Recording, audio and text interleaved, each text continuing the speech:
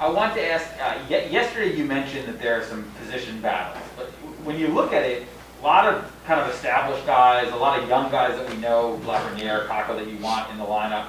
I mean, do you really see a lot of positions that you feel like are up for grabs right now? Oh, there's not a lot. I mean, Yeah. you know, every coach or manager said there's jobs available. There's always jobs available when people come up and take the jobs, and you know that's all part of the game. But there's not a lot. We hope you know that some good young players come up and battle for spots and make the decisions real tough at the end of the day. But we're like any other team. I mean, you know, when you got that many guys signed and you got a salary cap and but you want to see young players pushing for jobs, or you know, 23, 24-year-old guys that haven't played a whole lot of games. I mean, some guys come up last year and played well, so they deserve a chance. And if the opportunity rises, you know, who knows when you got to make decisions when the regular season starts.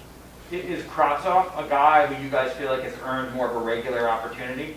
He's got to earn it. It's not about us giving the opportunity. He's got to earn it, and you know, he's a talented guy. He's a guy that we count on being a very important player for us this year. So he's one of those guys that you know, come and show us and do the best you can do, and you know, come to training camp in good shape like he did and work hard. So there's a lot there, but you know, take advantage of it. What do you actually know about him? I mean, have you been told? Not a lot. I mean, I watch him on TV. I know there's a lot of potential there. There's a lot of talent there. He was a high draft choice, but you know, you got to show it, and you got to, you know, go out there and you know, I think I made comments about, you know, good teams are winning teams like Tampa and those type of teams that you look at.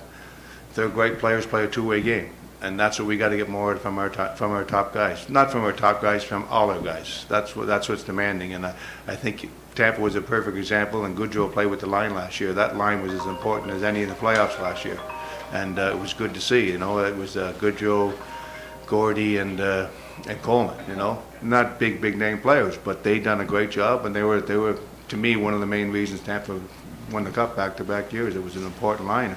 That's what you need. You need people playing a hard game and a two-way game, and you know, that's what Krabby and a lot of our young players got to do.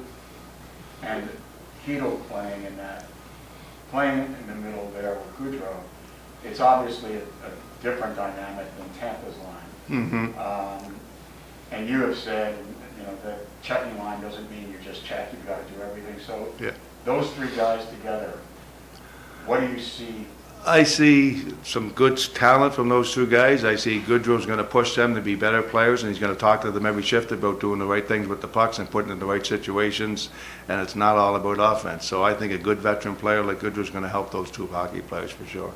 And they're both, like I said, they're both talented hockey players, but we got to get not more to them, but more out of our group. Do you see Heedle, and again, I know you've seen him for 4 Mm-hmm. days or whatever, as kind of a power center or more of a skill center, or yet to be determined? I sort of see him, a guy, when I was at Montreal quite a few years ago as assistant coach, and Lars Eller was a guy that, you know, had some good skill and good talent, and Lars turned himself into a real good two-way hockey player. So, I mean, I see some of that in him as a young player, so hopefully, you know, does he maybe have a little more skill than Lars Eller? I think he does right now, just looking at him. But Lars Eller turned himself into a real good hockey player in Washington and won a Stanley Cup and played a big part of that role. So I hope he turns into a good defensive player like Eller, but I think he's got a little bit more upside. Well, when we talk about guys who are pushing for spots, Morgan Barron, Chris Drury told us that the preference is to keep him at center for now. Leading scorer for Hartford last year, did a lot of the right things, had a good development camp.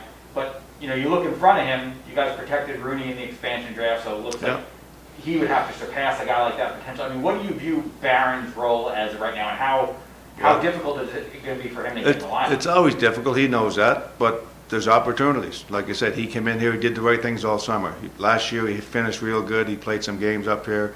He made an impression on the organization. I didn't know the kid. The only time I heard about the kid was he's a Maritime kid from the same area I'm from. Heard he was a great kid. Jim Midgley skates those guys all summer long with Crosby and those guys. He said, this kid's got a chance to play in the NHL.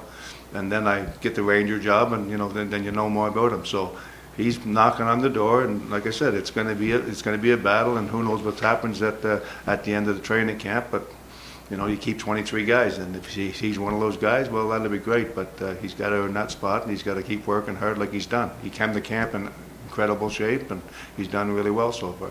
Do you like a 23-man roster? Do you want a 23-man roster here? Or is Yeah, we haven't talked. It doesn't really affect anything. I mean, Hartford's 2 hours away, so it's not a big issue as long as we got the guys coming. But no, it's like I said. I hope I use 20 all year. I know that's not going to happen.